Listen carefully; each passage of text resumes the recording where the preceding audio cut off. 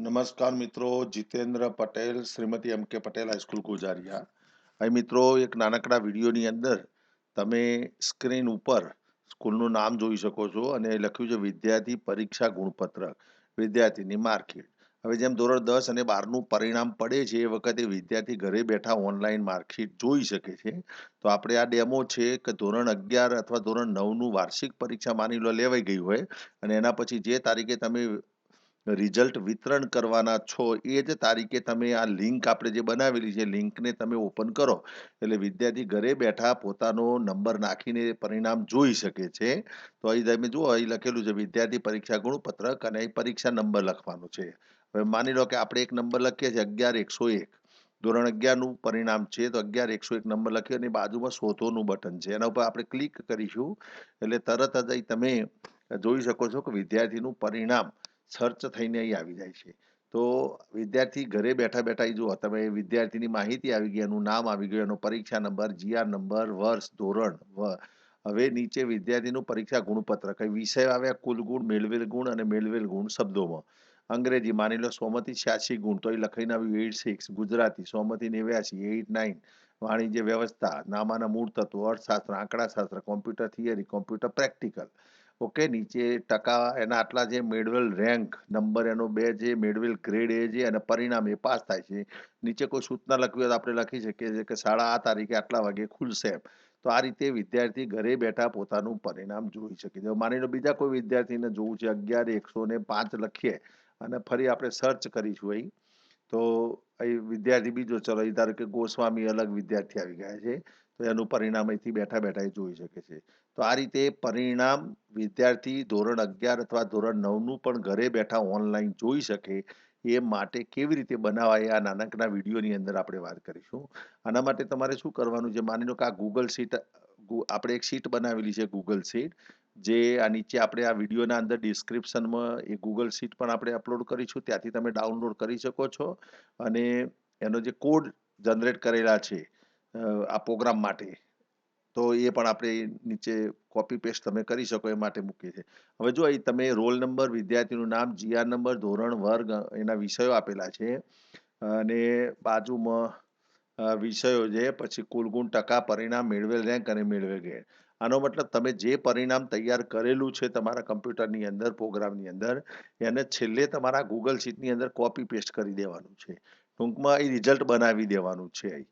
Okay, હવે અહીં result જે બનાવી દેજો અને ઓટોમેટિક પછી ત્યાંથી શું કરશે પિકઅપ કરીને અહીં માર્કશીટ આપણે મેં તમને બતાવી કે એનો નંબર નાખશે.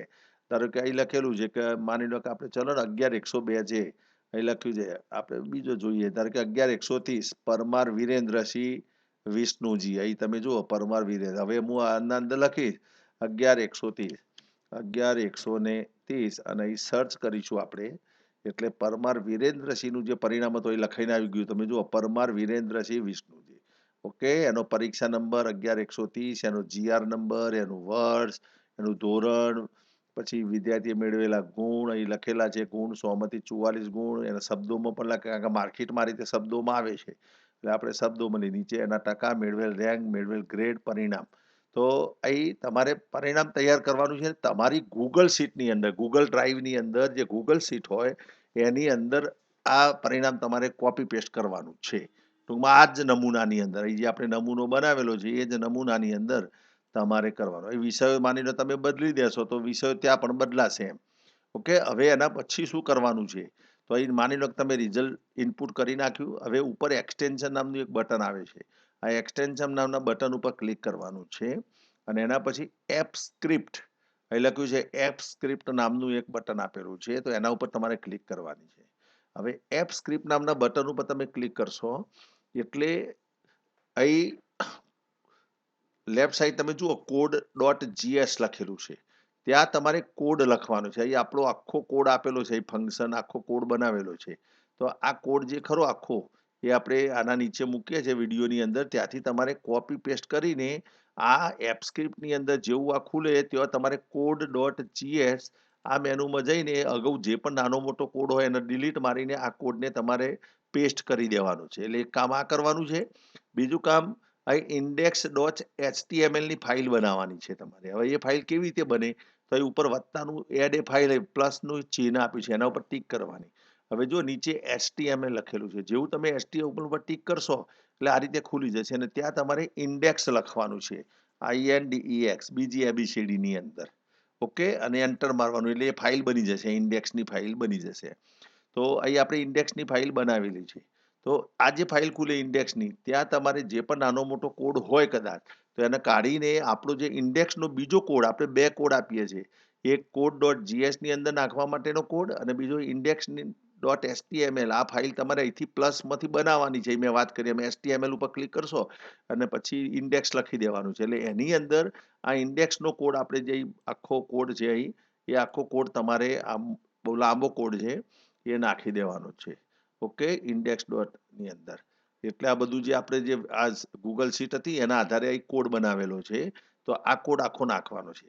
તો આ રીતે તમારે કશું જ કરવાનું નથી, ફક્ત code.js ની અંદર કોડ નામનો જે કોડ આપણે આપીએ એ નાખવાનો છે અને ઇન્ડેક્સની અંદર ઇન્ડેક્સનો નાખવાનો છે. પછી અહીં ધારો કે અહીં તમે રિઝલ્ટ જુઓ તો આ રિઝલ્ટની અંદર મારી સ્કૂલનું નામ આવે છે. ઓકે, તો તમારે તમારી સ્કૂલનું નામ બદલવાનું હોય તો પછી જે આ આપણે જે ઇન્ડેક્સનો કોડ છે ને એમાં તમારે બારીકીથી જોવાનું છે અને જો મારી સ્કૂલનું નામ લખેલું છે પછી એક જો શાળા તારીખે આ તારીખે આટલા વાગે ખુલશે, મેં એટ રેન્ડમ લખેલું છે, તમારે સ્કૂલ જે તારીખે અને જે સમયે ખુલવાની હોય તો ત્યાં તમારે બદલી દેવાનું છે એમ. બરાબર, પછી તમારે નાનો મોટો ફેરફાર તમારી સૂઝબૂછથી કરવો હોય તો એ વાંચો એટલે તમને તરત ખબર કે વિદ્યાર્થીની માહિતી મારે બોલ્ડ કરવું છે, ઇટાલિક કરવું છે, ફોન્ટ મોટા કરવા છે, તો એ બધું અહીંથી તમે કરી શકશો એમ. જો અહીં સ્કૂલનું નામ મેં મારી સ્કૂલનું લખેલું છે, શ્રીમતી MK પટેલ હાઈસ્કૂલ, કારણ કે અહીં તમને એ દેખાય છે. જુઓ, હવે તમે તમારી સ્કૂલનું નામ લખું છો તો તમારે જે ઇન્ડેક્સનો જે કોડ આપણે નાખ્યો એની અંદર તમારે તમારી સ્કૂલનું નામ બદલી દેવાનું છે.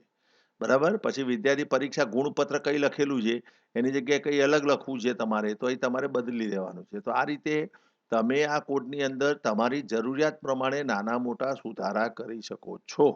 ઓકે, અને એના પછી આ બે કોડ નાખવાનું એ પહેલું સ્ટેજ થયું તમારું. બરાબર, સૌથી પહેલું સ્ટેજ કયું? તો આ શીટ તમારે અપલોડ કરી દેવાની ગૂગલ ડ્રાઈવની અંદર તમારા. એના પછી અહીં એક્સટેન્શન નામના બટનમાં જઈને એપ સ્ક્રિપ્ટ ખોલવાની. જેવી તમે એપ સ્ક્રિપ્ટ ખોલશો એટલે આ રીતે આવશે મિત્રો. એની અંદર code.js ની અંદર કોડ નાખવાનો અને ઇન્ડેક્સની અંદર કોડ નાખવાનો.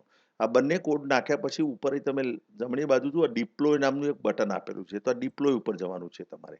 હવે ડિપ્લોય ઉપર તમે જશો એટલે તમારે ન્યૂ ડિપ્લોયમેન્ટ લેવાનું છે ફર્સ્ટ ટાઈમ તમે, કારણ કે તમારા કમ્પ્યુટરની અંદર તમે એકવાર એને તમારા ઈમેલ આઈડીથી લોગિન થયેલા નથી, એટલે ન્યૂ ડિપ્લોયમેન્ટ મળે જવાનું છે. તમે જેવું ન્યૂ ડિપ્લોયમેન્ટમાં જશો તમે એટલે ત્યાં ડિસ્ક્રિપ્શનની અંદર અહીં વેબ એપ લેવા, અહીં સિલેક્ટ ટાઈપ, અહીં તમે સિલેક્ટ ટાઈપ છે જે ત્યાં તમારે વેબ એપ પસંદ કરવાની છે, આ વેબ એપ. બરાબર, પછી જે પણ તમારા પ્રોજેક્ટનું નામ આપવું હોય એ તમારે નામ આપી દેવાનું છે. આપણે ધારો કે લખીએ છીએ કે રિઝલ્ટ, આપણે લખી દીધું result, RESULT, result sheet.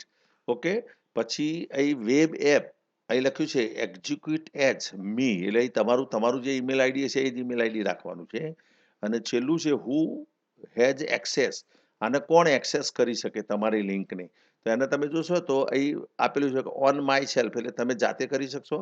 Anyone with a Google account, કોઈની પાસે ગૂગલ એકાઉન્ટથી લોગિન થાય તો કરી શકશે. અને આપણે એનીવન રાખેલું, એનીવન એટલે કોઈ પણની પાસે જો લિંક આવશે વોટ્સએપની અંદર અથવા ફેસબુકની અંદર, તો લિંક ઉપર ક્લિક કરશે તો તરત જ આ રીતે ખુલી જશે. તો આપણે અહીં એનીવન ચોઈસ કરવાનું છે અને ડિપ્લોય કરવાનું છે. જેવું તમે ડિપ્લોય કરશો ને એટલે ફર્સ્ટ ટાઈમ તમને એક્સેસ માગશે. તો આ તો સીધું મારું લોગિન થયેલું છે એટલે સીધી લિંક આવી જાય છે એમ. બરાબર, પણ તમારે કદાચ એક્સેસ કરવાનું કહે તો તમારે ગૂગલ જે ઈમેલ આઈડી છે એની સાથે એક્સેસ કરાવવાનું થશે એમ એક વખત, અને એકવાર જ કરવાનું છે. પછી નેક્સ્ટ ટાઈમ તમે ગમે તેટલી વખત પ્રોજેક્ટમાં નાના મોટા ફેરફાર કરશો તો વારંવાર તમારે એક્સેસ કરવાનું થશે નહીં. તો અહીં જો લિંક આવી ગઈ, હવે આ લિંકને ખાલી કોપી કરવાની છે, અથવા લિંકને કોપી કરીને તમારે જ્યાં વોટ્સઅપમાં ત્યાં નાખવી હોય તો ત્યાં તમે નાખી શકો છો. આપણે લિંક ઉપર ક્લિક કરીએ છીએ તો અહીં તમે સીધું જુઓ એ પેજ જ ખુલી જાય છે, વિદ્યાર્થી માર્કેટ. ઓકે, તો આ પેજને તમારે વોટ્સઅપની અંદર જે દિવસે પરિણામ હોય એ દિવસે તમે વિદ્યાર્થીને મોકલી શકો છો, કે જેથી વિદ્યાર્થી એનો મોબાઈલ નંબર, ધારો કે આપણે 11 110 અને શોધો બટન દબાવીએ છીએ એટલે એ વિદ્યાર્થીએ લખ્યું છે પંચાલ. બરાબર, તો એનું પરિણામ અહીં તમને જોવા મળે છે. તો આ રીતે વિદ્યાર્થી ઘરે બેઠા ઘણી વખત શું થાય છે, વિદ્યાર્થી માર્કશીટ લઈ જાય પણ એના વાલીને ખબર હોતી નથી અથવા એના સ્વજનો કે જે બહાર રહેતા હોય છે, તો એ બહારથી પણ માની લો કે આઉટ ઓફ કન્ટ્રી હોય, એમ કન્ટ્રી બહાર હોય તો બહારથી પણ એનું પરિણામ એના રોલ નંબરને આધારે જોઈ શકે છે. તો આ મોટો એડવાન્ટેજ છે. બીજો સૌથી મોટો ફાયદો શું છે મિત્રો, કે આ તમારા ગૂગલ ડ્રાઈવમાં પરિણામ પડ્યું રહ્યું છે એમ. 2 વર્ષ, 5 વર્ષ, 10 વર્ષ પછી પણ માની લો કોઈ વિદ્યાર્થી પરિણામ લેવા આવ્યો, તો તમારે ત્યાંથી તમારી પાસે ગૂગલ ડ્રાઈવમાં પડ્યું હોય પરિણામ, તો ત્યાંથી તમે સીધું એને સર્ચ કરીને તમે એની કોપી, ડુપ્લિકેટ કોપી આપી શકો છો. એટલે આ મેઇન બેનિફિટ છે. જેટલી વખત જોવું હોય એટલી વખત જોઈ શકાય છે. વિદ્યાર્થી આની પ્રિન્ટ પણ કાઢી શકે છે એમ અને જોઈ શકે છે. તો આ એક નાનકડો વિડીયો હતો જે આપણે તમારી વચ્ચે શેર કર્યો. વિડીયોના ડિસ્ક્રિપ્શનની અંદર મિત્રો આપણે ગૂગલ શીટ મૂકીએ છીએ, ત્યાંથી તમે ડાઉનલોડ કરીને તમારા ગૂગલ ડ્રાઈવની અંદર એઝ આ ગૂગલ શીટ તમારે લેવાની છે એમ. તમારા ગૂગલ ડ્રાઈવ તમે ઘણા મિત્રો શું કરે છે, ગૂગલ ડ્રાઈવ હોય તો એને એઝ આ શીટ તરીકે લેવાની છે. જો આપણે ગૂગલ ડ્રાઈવ ખોલીએ, આ ગૂગલ ડ્રાઈવ ક્યાંથી ખુલશે, તો અહીંથી તમારે આ ડ્રાઈવ તમે ખોલી નાખ્યું છે, બરાબર. હવે આ ડ્રાઈવની અંદર માની લો કે તમે કોઈ શીટ લીધી, અહીંથી ન્યૂમાં જઈને મેં તમને જે શીટ આપી એ શીટ તમારે અહીંથી અપલોડ કરવાની છે.